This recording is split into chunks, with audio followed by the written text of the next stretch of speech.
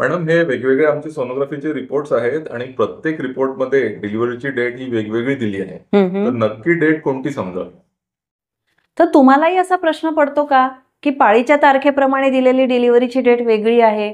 प्रत्येक वेळा सोनोग्राफी केली की त्याच्यामध्ये एक वेगळी डेट नमूद केलेली असते. तर आपल्या डिलिव्हरीची म्हणजेच बाळंतपणाची अचूक तारीख कशी ठरवायची ते तर चला जाणून घेऊया आजच्या व्हिडिओमध्ये. आता इतक्या वर्षाच्या अनुभवात हे लक्षात येतं की पेशंट्स हे खूप कन्फ्युज्ड असतात की ॲक्च्युअली डिलिव्हरीची तारीख ही कशी ठरवली जाते. तर सर्वप्रथम डिलिव्हरीची तारीख ही ठरवली जाते पाळीच्या तारखेप्रमाणे.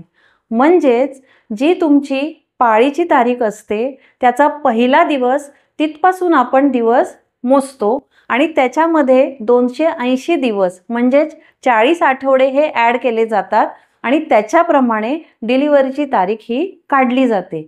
तर हे झाला एक सर्वसामान्य नियम. आता ह्याच्याप्रमाणे जर उदाहरण घ्यायचं झालं तर जर तुमच्या पाळीची तारीख असेल 2 फेब्रुवारी आणि पाळी जर रेग्युलर येत असेल म्हणजे साधारण तुमची 28 ते 32 दिवसाची सायकल असेल तर त्याच्यामध्ये 9 महिने आणि 7 दिवस. आता फेब्रुवारीमध्ये 9 महिने ॲड केले म्हणजे येतो नोव्हेंबर आणि 7 दिवस ॲड केले 2 तारखेमध्ये म्हणजेच येते 9 तारीख. म्हणजेच डिलिव्हरीची एक्सपेक्टेड डेट राहील 9 नोव्हेंबर. पण जर पाळी मागे पुढे होत असेल, इरेग्युलर असेल तर मात्र हे गणित चालत नाही.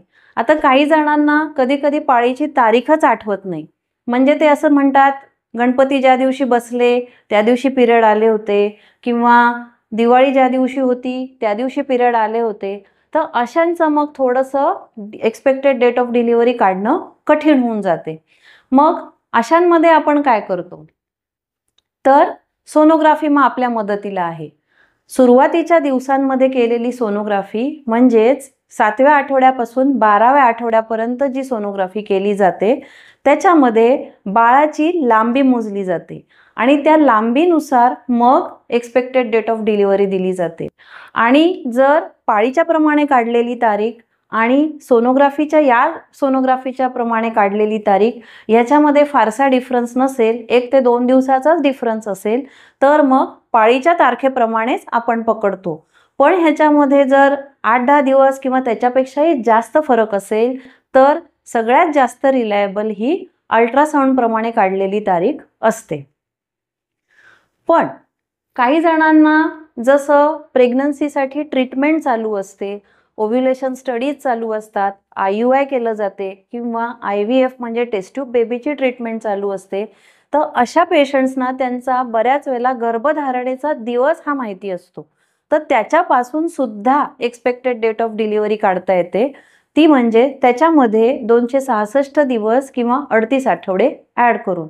आणि जर टेस्ट ट्यूब बेबी चा जर प्रयत्न चालू असेल तर त्याच्यामध्ये आपण जर 3ऱ्या दिवशीचा गर्भ ट्रान्सफर केला तर 263 दिवस आणि 5व्या दिवशीचा गर्भ ट्रान्सफर केला तर 261 दिवस ॲड केले जाऊन मग एक्सपेक्टेड डेट ऑफ डिलिव्हरी काढता येते.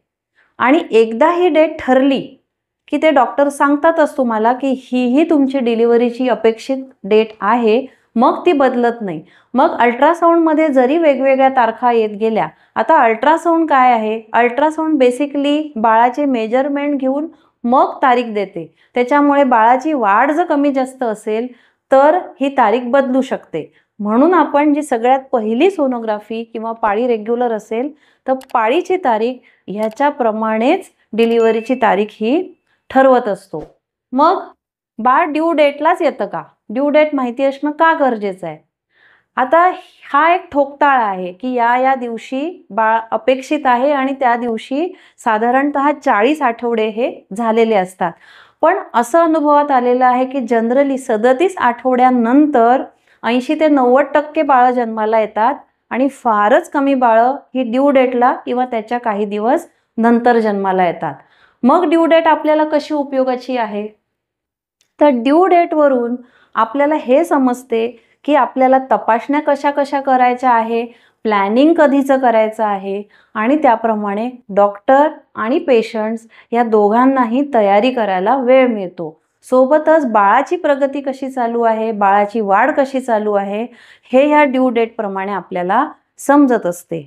मात्र ड्यू डेट ही डॉक्टर ठरवतात किंवा बाळाला जर मॅच्युरिटी आल्यानंतर कळा आल्या ज्या दिवशी बाळ ठरवतं त्या दिवशी डिलिव्हरी होऊ शकते.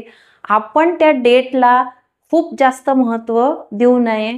कधी कधी प्रेग्नन्सीमध्ये काही कॉम्प्लिकेशन्स असतात, त्याच्यामुळे ड्यू डेटच्या काही दिवस आधीसुद्धा डिलिव्हरी करायचा सल्ला डॉक्टर देऊ शकतात.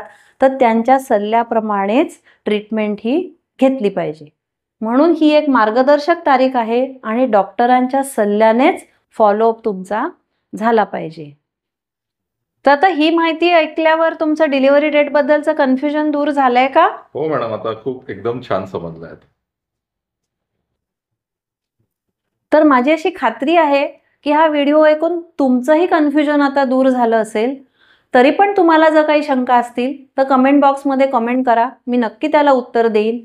सोबतच हा व्हिडिओ जास्तीत जास्त लोकांपर्यंत शेअर करा, म्हणजे त्यांच्याही मनात असलेलं कन्फ्युजन दूर होईल. आणि अशाच उपयुक्त माहितीसाठी माझ्या चॅनलला सबस्क्राईब करा.